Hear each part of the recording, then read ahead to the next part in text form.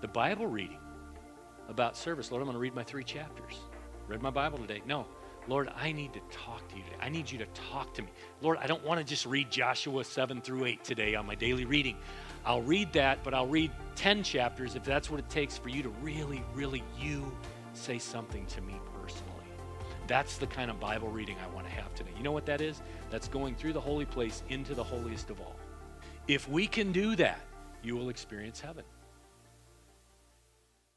Tonight we're talking about heaven for the second or third night in a row here.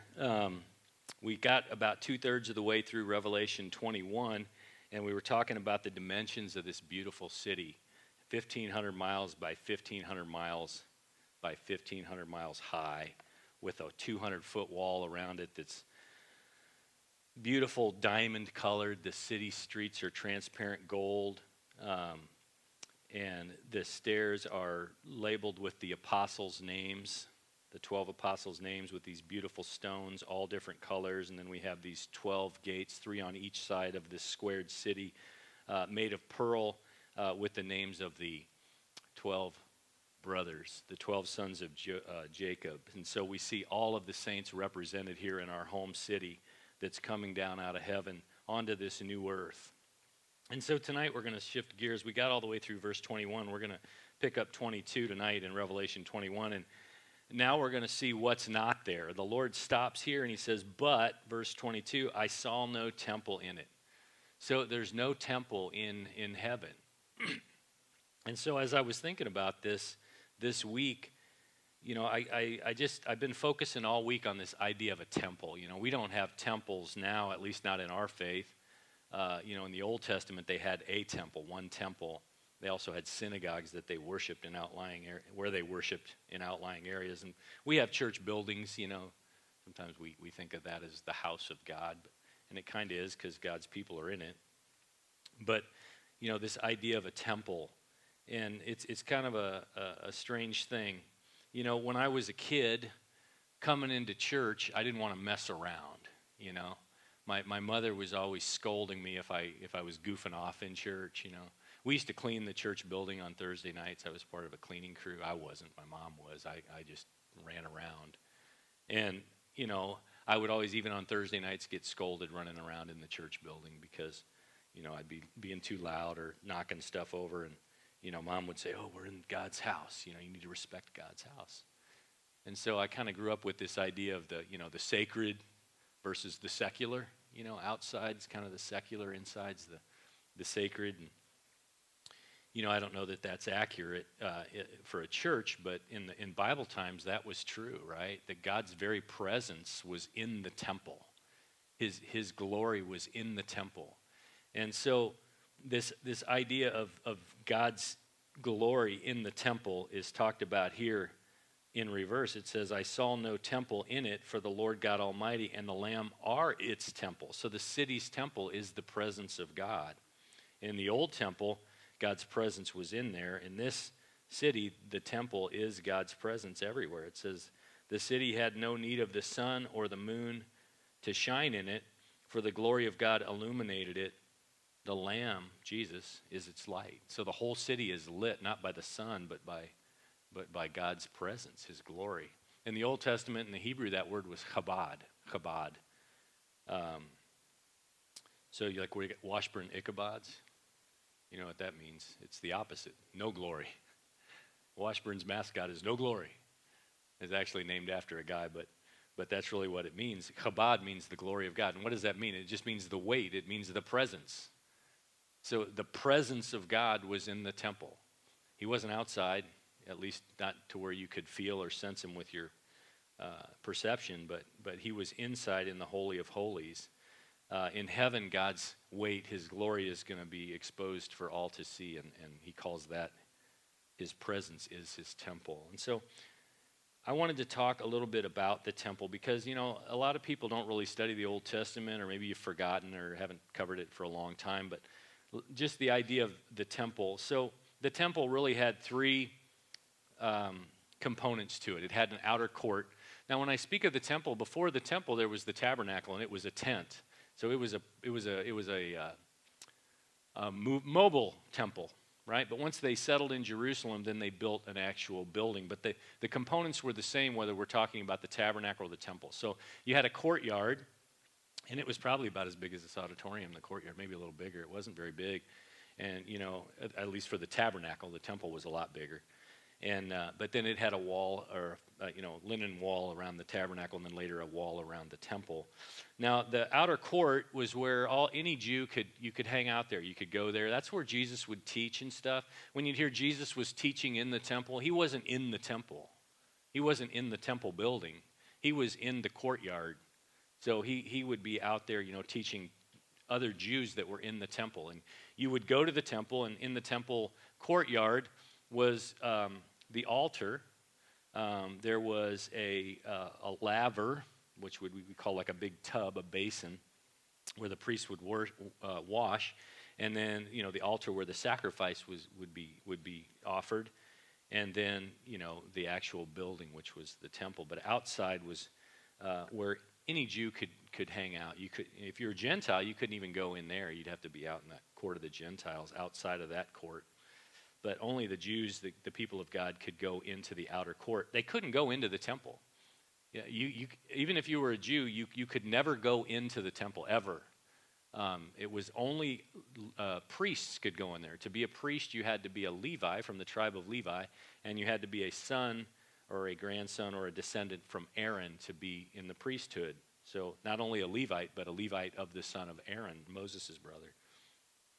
So to go into the temple, you had to be a priest. And within the temple, picture a shoebox, okay? Picture a shoebox-shaped building, that's kind of long, thin, rectangular. And it's divided into threes, right? So thirds. 2/3 of it are one room, and that's the first room you walk into, and it's called the holy place. And it's 2/3 of the shoebox, okay? Then a big veil, and then the back third, which is a total cube, is the holiest of all. So you got the holy place, the 2/3 when you first walk in, and then the back's the holiest of all. So the priests could go into the holy place, and they could go in there every day, right? And they went in there for service. There were 3 items in there. So let's look at this. I'll talk through them as we see it in Scripture. It's kind of, it talks about this in the book of Exodus, but it's real comprehensively laid out for us in Hebrews. So turn to Hebrews 9:1. We're going to read through verse 8. Hebrews 9:1 through 8. And we get this idea of this holy place and the Holy of Holies. So Hebrews 9:1, it says, well, let's pick up then indeed, even the first covenant had ordinances of divine service and the earthly sanctuary or temple. For a tabernacle was prepared, the first part, in which was the lampstand, the table, and the showbread, which is called the sanctuary, the holy place, the first 2/3 of the shoebox, the temple. And he says in there's 3 things. And the 3 things that were in there was a lampstand or a candlestick, a table or a golden altar table where they burned incense on, this gold metal table, and the showbread or a table of showbread. We would say a table to put loaves of bread on, okay? So when you walked in, you got the veil between the holy place and the holiest of all. Right here is a table with 12 loaves of bread on it. Straight ahead is the little table, the altar of incense, where incense is burned. And right here on the left is a candlestick, big menorah, okay? Gold, all made of gold right there, okay?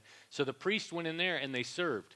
Every week the bread would have to be taken off. Then it could be eaten by the priest. It was offered to God for a week, and then they put new bread that they baked, put that on there, and they kept the old bread. The altar of incense had to be going. Incense would be offered, sweet fragrance there in front of the holiest of all, the Holy of Holies. And then the candlestick always had to have new olive oil put in there, and the wicks needed to be added or trimmed to keep that thing burning 24/7.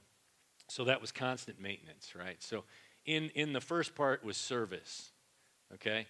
Now into the holiest of all, y'all know what was in there. We'll read here. It says behind verse 3, the second veil, the part of the tabernacle which is called the holiest of all. Some people call it the Holy of Holies, but that's where it's the holiest of all, which had the golden censer and the ark of the covenant overlaid on all sides with gold, in which inside was a golden pot that had the manna, Aaron's rod that budded, and the tablets of the covenant. So the 10 Commandments. 3 things were in there, right?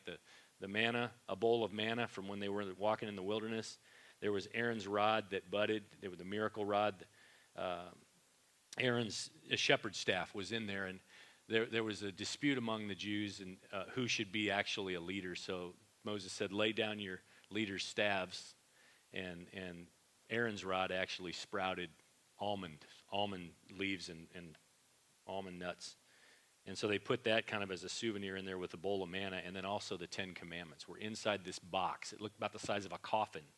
And it had a lid on it, and on the lid were 2 angels on each end of the lid with their wings coming up and touching each other in the middle, and that top of the lid was called the mercy seat, which represented the throne of God.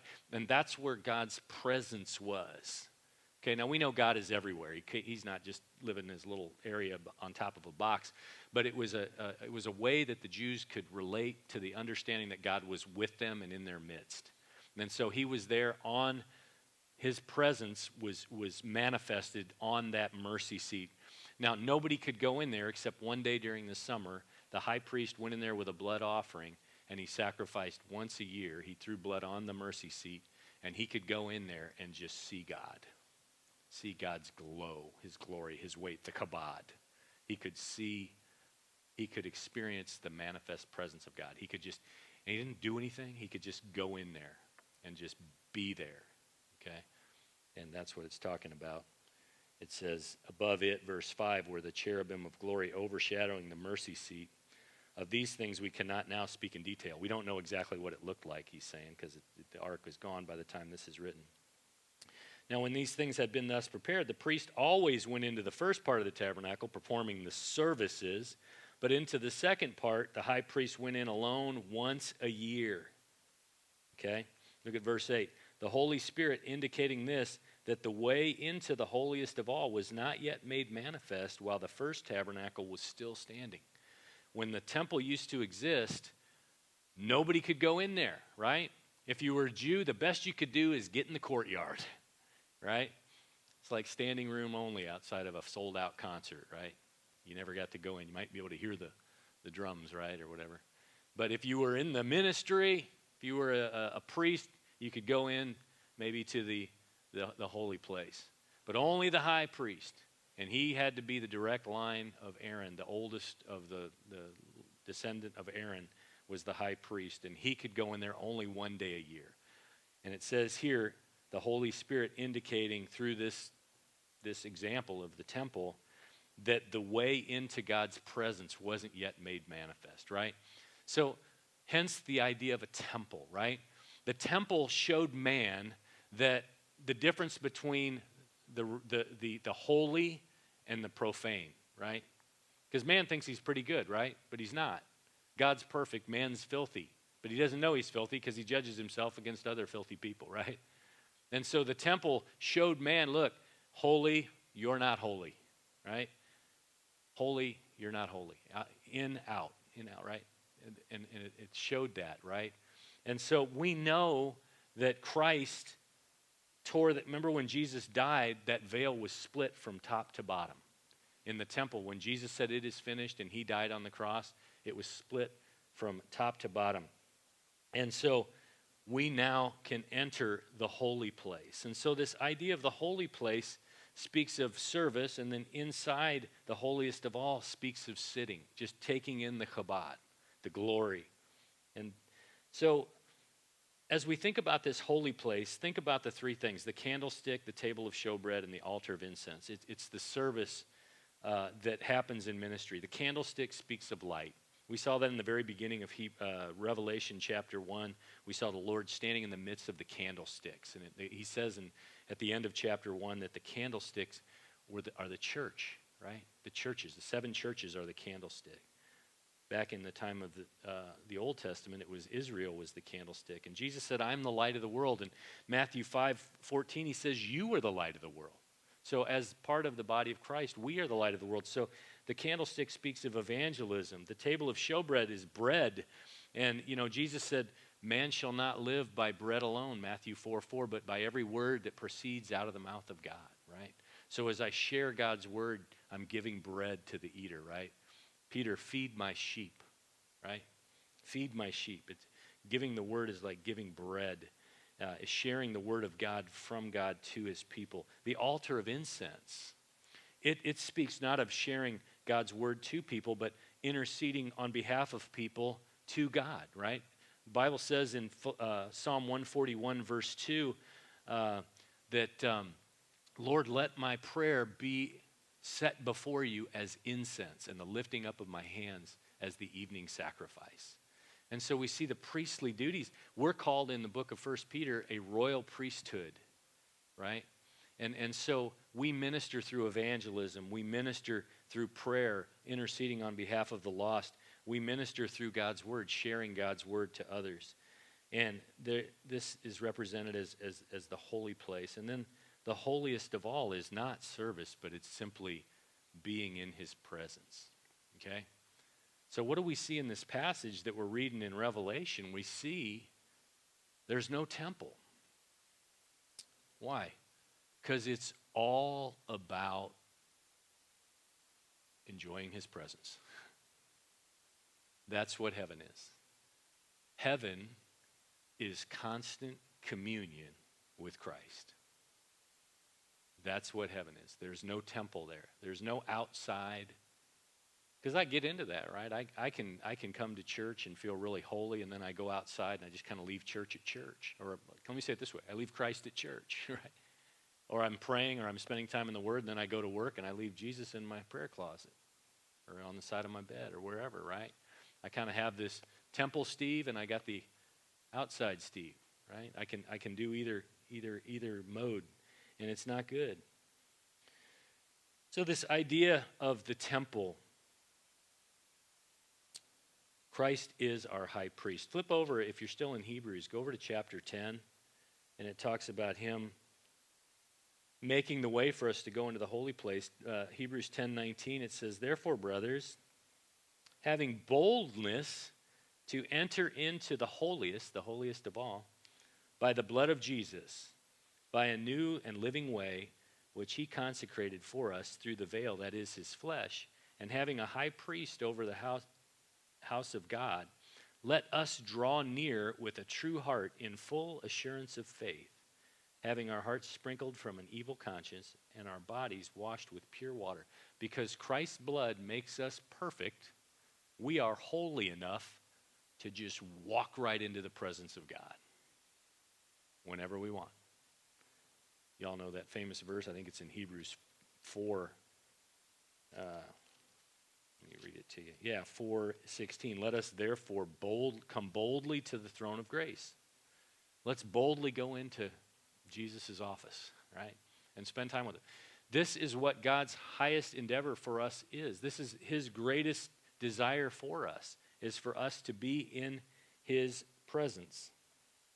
I want to show you something that we've already read. Go to Revelation chapter 3. When Jesus is talking to the church in Philadelphia, he says, those of us who overcome, in verse 12, Revelation 3:12, he who overcomes, I will make him a pillar in the temple of my God. Wait a minute, Steve. I thought you said there's no temple in heaven. Well, let's analyze this for a minute. He who overcomes, I will make him a pillar in the temple of my God, and he shall go out no more. I will write on him the name of my God and the name of the city of my God, the New Jerusalem, happens to be the town we're reading about right now, which comes down out of heaven from my God, and I will write on him my new name. I'm going to make you a pillar in God's house, and you never leave again. Well, man, that sounds kind of restrictive. A pillar, I can't move. I'm in the presence of God forever, and he puts his name on me, and I'm just stuck like a pillar. No, this is just this is imagery for us to understand God's heart for us. What's God's heart for us? To be close to us, in communion with us forever. People say, well, what if I'm in heaven for 10 billion years and I decide to be like Satan and have pride, and will I get thrown out of heaven? No, you won't. You're a pillar in his house. You're never going to blow it like Adam and Eve did. You'll always be secure in that situation. And that's what this verse is saying to us in this imagery is, look, you're always going to be okay. You're always going to be saved and right and happy and secure. It's going to be great, right? And he says you're going to be a pillar in the house of God. You're going to be a pillar. You're not going to leave. There's no losing your way. This idea of a pillar. What is God's priority for my life? Well, there's service. Service is good, right? First of all, you want to be in the family, don't you? I want to be in the courtyard. I want to at least be one of the family. That's great, salvation. But service is important. I want to serve God. I need to be an evangelist. I need to share the word. I need to pray for people. But even that's not the best. The best is the Chabad, right? The presence of God, sitting, serving, salvation. Salvation, paramount. Yeah, I want that. I want to be in that number. Service, yeah, I'd like to do something for my King. Sitting, being close to him. What does God want most for me? Sitting. He wants you. That's what he wants. Pillars.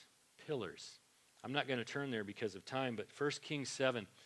1 Kings, the early part of that book is about the building of the temple, and it's really kind of dry reading, man. It describes the dimensions of windows and stones and gold and wood and cedar and bringing in supplies and cutting stones and putting them together. But there's a passage in there that talks about the two pillars in the temple. And it's described that they're 27 feet high pillars with a 7-foot, they call them capitals. I'll just call them the squares on top of pillars that go up against the building. So you do the math, and these things are like 27 and 7, 34-foot pillars. Now that's tall. I mean, that's tall. I don't know how tall the ceiling is from top to bottom, maybe 20 feet. So go another third higher. And these pillars in the temple. And it says, God's giving Solomon the instruction, and he says, make these pillars, and he says he put fruit, pomegranates, these red kind of apple-looking things, on this chain work. So it's all sculpted or, in stone, carved, whatever, sculpted, however they did it. Chains with these pomegranates and these leaves all around the top of these capitals, okay? But they're 30-some feet in the air, and they're intricate. There's like 75 of them around each one or so. And, if you were going to the temple, you'd go there and you'd look and you say, wow, those pillars are neat, man. And you'd walk in there. But hey, look at the top. Look at that carving, fancy work up there. Yeah, what is that? Can you see what they are? I don't know, little balls of some sort. Yeah, those are pomegranates. Okay, why wouldn't they be down here? Why are they up there? What's the point? Man, that seems like a lot of work to put artwork, fruit, right? 34 feet in the air. So intricate, so time-consuming to make and painstaking. But that's what God had these pillars to be, and they were even named. They named the pillars. Does that seem weird? People's names. One of them was Boaz, and one of them was Yakin. Yakin and Boaz. Yakin means established. Speaks of stability. You want a pillar to be stable, don't you? Especially if it's a weight-bearing pillar, which most are. So Yakin, stable. And the other one was Boaz, which means fleetness or nimbleness. We might say flexibility, right? So we got stable and flexible. Stable and flexible. These pillars in the house of God. What does God tell us in Revelation 3? He says the one that overcomes will be pillars in the house of my God in heaven, right? That's what we're going to be. And so as we look at the old temple, we get ideas about God's plan for our lives. Pillars with the fruit up top. Think about Jesus, that week he was going to die. And he's hungry that morning. And he walks to Jerusalem and he sees a fig tree. And he thinks, oh, great breakfast, right? He sees leaves on the tree and he goes over looking for figs and there's none on there. And what does he say? He says, curse you, fig tree. He says, you will bear no fruit ever again. And the next day they walk by and the fig tree's dried up. You can read that story in Mark 11. It's in other places too. And they were amazed that the fig tree was dried up. But there's a principle with these pillars that's hidden in that story as well. It's Jesus says, look, tree, if you're not going to bear fruit for me, you're not going to bear fruit for anybody else either. You're not going to bear fruit for anyone else either. So this idea of the pillar with the fruit on top. What's that fruit for? No human can see that. It's for God. It's showing the idea of fruit being born for God, for God's purpose. And see, that's what we are. See, we're made to please God. That's your purpose in life. And the biggest problem with the millennials and the Generation Ys, and I'm a Z, and boomers, and probably some boomers in here too, but mainly the newer, the Ys and the millennials is no purpose. People are killing themselves and cutting themselves and doing crazy things. They have everything.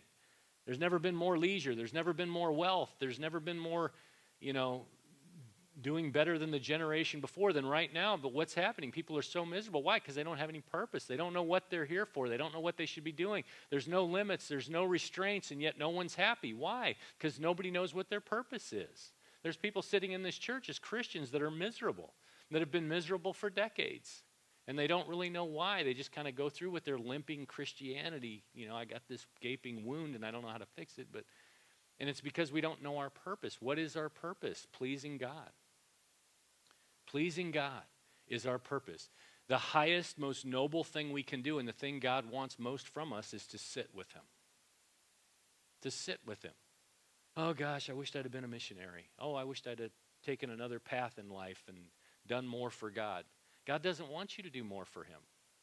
God wants you to be with him. That's what he wants. Everything else comes from that. And see, so this idea of the pillar with the fruit 34 feet in the air that nobody can see with this intricate work, it's for the Lord. And it's a picture to show us that what are we going to end up as? Pillars in God's house. This is his plan for us eternally, but it's his plan for us presently as well. John 15:5 says this. He says, I am the vine, you are the branches. He who abides in me, and I in him, he who sits with me, right, bears much fruit. For apart from me sitting, you can do nothing. Serving. Okay? People want to serve. People want salvation. People try to serve to get salvation. Christ wants a relationship. He wants intimacy. He wants communion. He wants communication. That's what he wants. Everything else is birthed from there. I just want to give you an illustration of this. Last place we'll turn tonight is Luke 10. I say that all the time. I'm probably lying. I think the last place we're turning tonight is Luke 10:38. Luke 10:38. You all know this story. It's very short. It's only 4 verses. It's the story of Mary and Martha. But let me add another character to this story. Lazarus, right? Mary and Martha were sisters, but they lived with a brother named Lazarus. And you know about Lazarus from the book of Mark because he died, right? He got sick, and Jesus raised him from the dead. Very, very fascinating story. Jesus loved Mary, and he loved Martha, and he loved Lazarus. So as we talk about the temple, I want you to think about these 3 siblings and where they fall. Courtyard, holy place, holiest of all, right? So let's read the whole story and then we'll analyze it, okay? It's only 4 verses or so, 5, I don't know. Now it happened, verse 38, as they went, that he, Jesus, entered a certain village, and a certain woman named Martha welcomed him into her house. And she had a sister called Mary, who also sat at Jesus' feet and heard his word. But Martha was distracted with much serving. And she approached him and said, Lord, do you not care that my sister has left me to serve alone? Therefore tell her to help me. And Jesus answered and said to her, Martha, Martha, you are worried and troubled about many things. But one thing is needed, and Mary has chosen that good part which will not be taken away from her. You all know that story, right? So in this idea of a temple, God's people, God's presence, So the Chabad in our story, right? The presence of God is pretty easy. That's Jesus. He is God. He's the Lamb. Lazarus, where's Lazarus in the story? We don't know. He's outside somewhere. He's not in the story. He's in the courtyard somewhere. There's a lot of Christians like that. Some of you are like that. You don't sit with him. You don't serve. Maybe you do, but you're just saved. And there's, that's great. You want to be saved. You want to be in that number, right? But he's not in our story. He's kind of the Christian that's out in the courtyard. He's in the family, but that's about it. Paul called these people in 1 Corinthians carnal Christians, right? They're Christians, but they're not really showing a lot of fruit, at least at this stage in their walk. And then you got Martha, and Martha is serving, and she's a good server. She's probably making her best dish. She's making dinner, but she's stressed because there's a lot of work, and there's people aren't helping, people aren't appreciating. There's at least 13 people, right? Martha and the 12 disciples in Christ, so that'd be 14, plus herself, 15, plus maybe some others. She's got to cook for a lot of people, and she's stressed out. And she's in the other room, right? She's in the kitchen working, and her sister's in there, and she's upset. And she says, Jesus, get my sister in here to help me serve. And Jesus says, no, you need to be in here sitting. The best thing is the sitting. He didn't say, oh, you shouldn't be cooking, right? Forget about eating. He didn't say that. He just said, look, there's a priority here, and the priority, you have it backwards. Your sister's got it right. And see, this is what happens. A lot of people fall in love with Jesus, and they want to serve him, and that's good. That's a good thing to want to do. But if you start with service, it leads to burnout, right? Because there's no fuel for service. See, the love of God can't fuel, I'm sorry, I said that wrong. The love for God cannot fuel the service continually. You'll burn out. Because my love is fickle. It wanes. I love you as long as I'm not fatigued and tired. Or you do something to irritate me, right? Or I love you and I'll serve you as long as you give me appreciation. But eventually you burn out. See, it's the opposite. It's the sitting. Jesus said that, and we just read in John 15:5, right? If you abide in me, my words abide in you, you'll bear much fruit. You'll bear much fruit. Fruit isn't something you have to work at. You just do it because it just happens. It's just something that's birthed in you, just like a tree having fruit. And so Martha is burned out because she's got her priorities mixed up. She's serving when she should be serving after sitting, being fueled by not the love for Christ, but the love of Christ.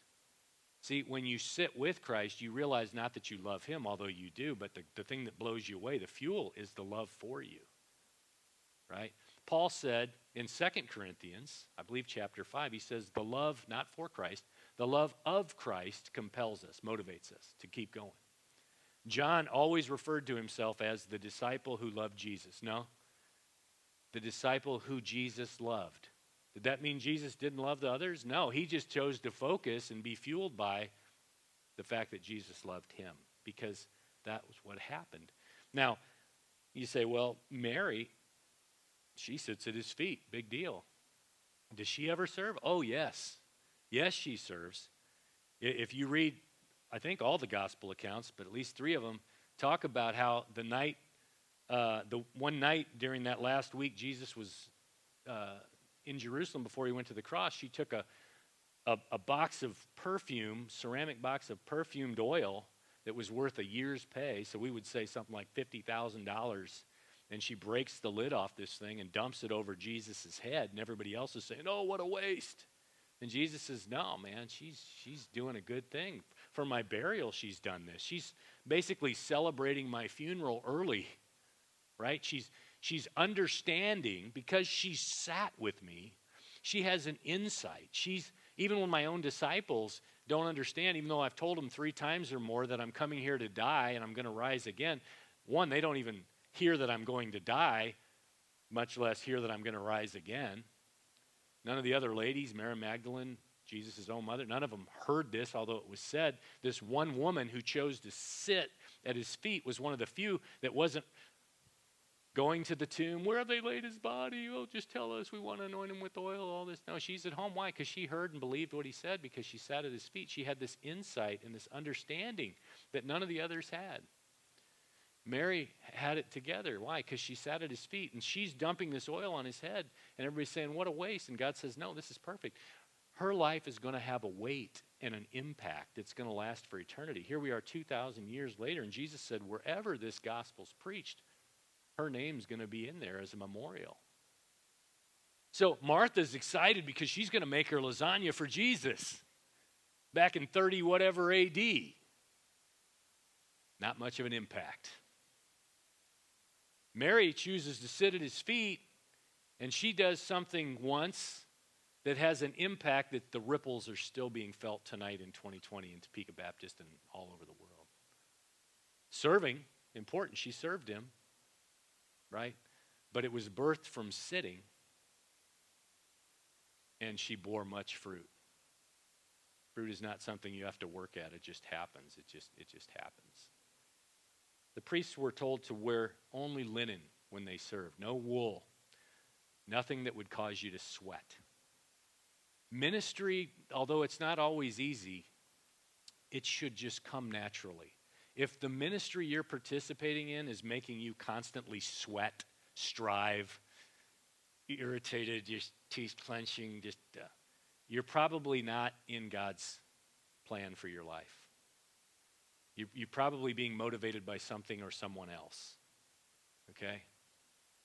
Because if you're being motivated through sitting, if you're serving through sitting, you shouldn't be sweating at all.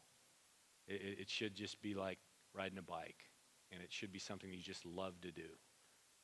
Not that it won't ever be challenging or hard or the enemy won't be at work, but this is the thing. So my challenge to the group tonight is to sit more.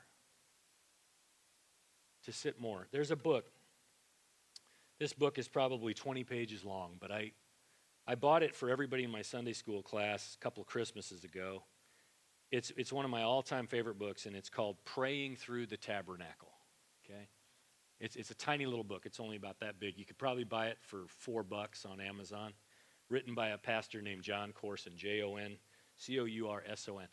It's not even really a book you read. It's just kind of a checklist of some of the things we've talked about tonight. And what it is he says, when we get busy or we get monotonous in our prayer, he has this kind of system, and it's called Praying Through the Tabernacle. And what you do when you do your prayers, you don't have to do it all the time or every day, or you could every day or all the time.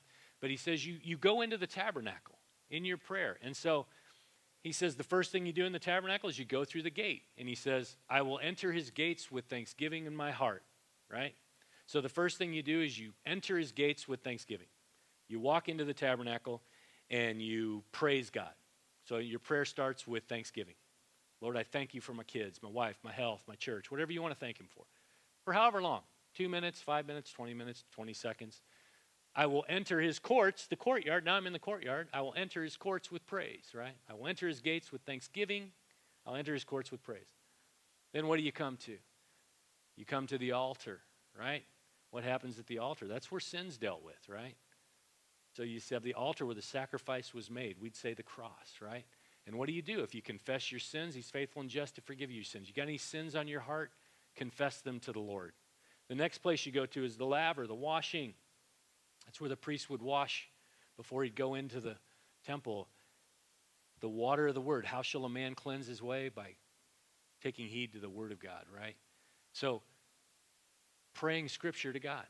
Lord, I'm dealing with fear today, Lord, but your word says you have not given me the spirit of fear, right? Or have I not commanded thee? Be strong and of a good courage. Be not afraid, neither be thou dismayed, for the Lord thy God is with thee, whithersoever thou goest, right? So you quote a few scriptures.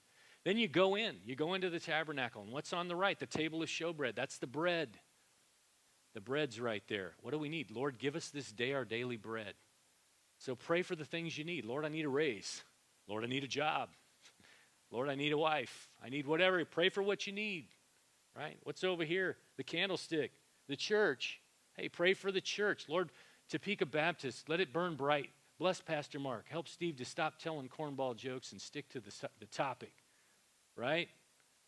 Let him be a good teacher. Let him not mess up, right? Pray for the church, but not our church just only. Pray for the church across town. Lord, bless Patrick Garlock over at Highland Heights. Bless Derek Slack at Central Park. Bless Tim Wilson up at Lighthouse Bible. Bless Louis down the street over at Grace Community. Keep them preaching the word, Lord. Keep the light burning bright in Topeka. Pray for your missionaries like Jeff did. Go over here to the altar of incense. What does that speak about? Intercession.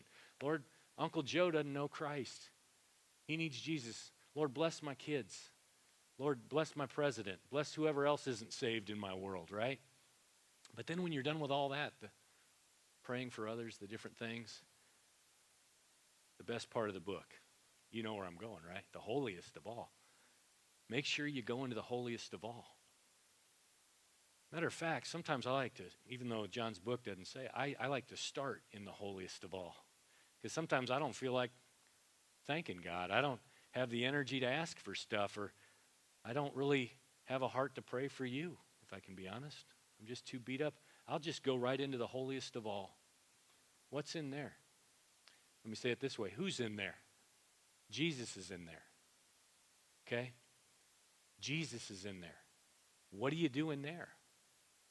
What do you do in the holiest of all? Let me say this. Let me ask this. What do you want to do in there? Some days, remember Jeff was counseling a guy. We were painting a fence or something and helping this guy, and he says, I can't even pray. And Jeff said, well, just sit there. He's like, I'm too beat up to even pray. Jeff said, well, just sit there for 30 minutes. Yeah, what do you want to do? You want to sing in there? Sing. You want to ask for stuff in there? I think there's one place that a Christian gets to be selfish. Selfish is just a dirty word in the house of God, and for rightly so, but there's one place where I recommend you be selfish, and that's in the holiest of all, in the Holy of Holies. Right? You need stuff. He says in that verse we read in Hebrews 4:16, he says, come boldly to the throne of grace to ask for mercy and grace to get help in time of need. Ask for stuff. Ask for peace. Ask for comfort. Ask for him to show up and just be there and sense his presence. Don't ask for anything. Sit there and bask in his love for you. Whatever you want to do in there. See, and this is the thing as a Christian. This is Steve Tucker. I'm not putting a trip on anybody else. This is my wrestling. This is my problem that I wrestle with 23 years into my walking with the Lord. I'm a servant, man. I can serve. I can get a Bible lesson together. I can pray for you. I can even have a prayer meeting. But I get so beat up and I don't have a smile on my face. And I don't have patience for people, even my own kids. You know why? Because I don't go in here enough. I don't go in here enough. I don't take the extravagant amounts of time that the Lord would prefer. Not even in the prayer. See, I can make the prayer about service. I can make the Bible reading about service. Lord, I'm going to read my 3 chapters. Read my Bible today. No, Lord, I need to talk to you today. I need you to talk to me. Lord, I don't want to just read Joshua 7-8 today on my daily reading. I'll read that, but I'll read 10 chapters if that's what it takes for you to really, really, you say something to me personally. That's the kind of Bible reading I want to have today. You know what that is? That's going through the holy place into the holiest of all. If we can do that, if we can go into the holiest of all, you will experience heaven. That's what the Revelation 22 passage is trying to tell us. But there's no temple there. There's no barrier. There's no distance between you and me anymore, Steve. It's just me and you with my glory, warming you and freeing you and removing negativity and fear and worry and strife and stress and insecurity. It's always me and you together. And the closest we can get to heaven is when you, me, us decide to go into the holiest of all and bask in the Chabad. It's a choice. Every time I do it, I'm blessed. And yet it's so hard for me to do it sometimes. I'll get all wound up and tightened up and messed up, and I turn on the TV, and maybe that'll help. Oh, the Chiefs are on tomorrow at 4. Maybe that'll make me feel better. And I know the thing I need to do. I need to go get alone, grab my Bible, and go sit somewhere, and I don't do it. Why don't I do it? The enemy, my flesh, the old man, right? But if I can just, once I do, I'm free. And I might not feel the Chabad even right there when I'm participating in it, but it's the next morning or it's later that night. The stuff just goes away. Things melt. Problems evaporate, and I'm just new every time I decide to go into the holiest of all. Okay? You're all a chosen generation, a royal priesthood. Okay? Serve the Lord, but make the priority sitting, bearing fruit to him. Boy, that's an extravagant lot of work there, Steve, for really nothing for anybody's earthly good. No, it's not for earthly good. It's for him. It's 34 feet in the air. Okay? Make that your priority. I challenge you. I've told you this before, and this is where I promise I'll stop. If you have to shuck the service, if you're to a place where I don't have a lot of time, it's either sit or serve, or I don't have a lot of spiritual energy, it's either sit or serve, shuck the service, okay? Shuck the intercessory prayer for the family or the church or the president, and just go right to the sitting. Because what you'll end up finding is the service it'll just happen. It'll just bear fruit. You'll just bear fruit. And you won't even know you're doing it. But if prayer, if Bible reading, if serving at the church has become this mundane kind of boat anchor dragging, you're like Martha, you feel distance from the Lord even though you're serving the Lord, then shuck the service and go sit on the ottoman at his feet. Just start over. My wife did this a couple of summers ago.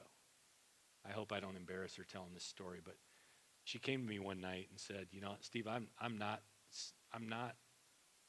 well spiritually." And she shared some stuff with me. You know, things weren't working out in her spiritual walk. And she said, I can't tell you the last time I read my Bible. And I was just shocked. I was like, wow, where did this come from? She wasn't being, her personality didn't change. She wasn't up at the casino or anything. It was nothing like that. It was all internal. But she was just confessing to me that her spiritual world was falling apart. And I was like, talk to me. And so we sat down and we kind of went through her life. We kind of took an inventory together over the next day or two. And I went to the pastor and the other pastors and some of the people that she served with and under here. And I said, Christy's taking a time out. Well, how long? I don't know.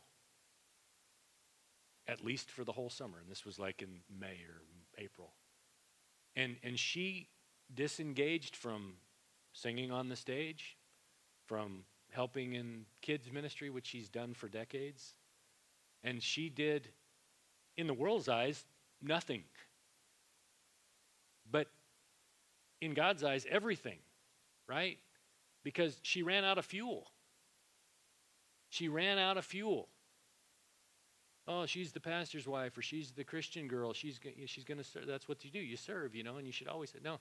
There had to be this season of, I'm fried. I've got to go sit at his feet. Now, she didn't say it like that. She didn't even describe it like that. And I don't even know if even at the time that she knew that that's what it was that she was going to do, but that's what it was that she needed to do. And praise God for Mark Dawson. Everybody here, Jamie, Basil, they all like, yeah, whatever she needs. Whatever she needs, yeah, we'll get replacements. There's somebody here like that tonight that may need to do that too. And say, you know what, I haven't heard or felt God in 6 months, man. I haven't told anybody because I'm embarrassed. Hey, that's normal. You're Martha. And Jesus says, I want you. I miss you as much as you miss me. I brought you to this place of burnout so you and I can have a big hug. Let's start tonight. Okay? You do that You can have heaven before heaven. It's a choice. You want to go there. You can go into the holiest of all. Go boldly tonight if you'd like. Father God, thank you for this hour. And thank you for this beautiful message of your love for us. Father, I'll just leave it at that. And I thank you for what you've done and continue to do in our lives. I pray you'd help this congregation to be fruit bearers for you. Not through effort, but just through a choice to go in and sit on your lap. We thank you for that, Father, in Jesus' name. Amen. God bless you all.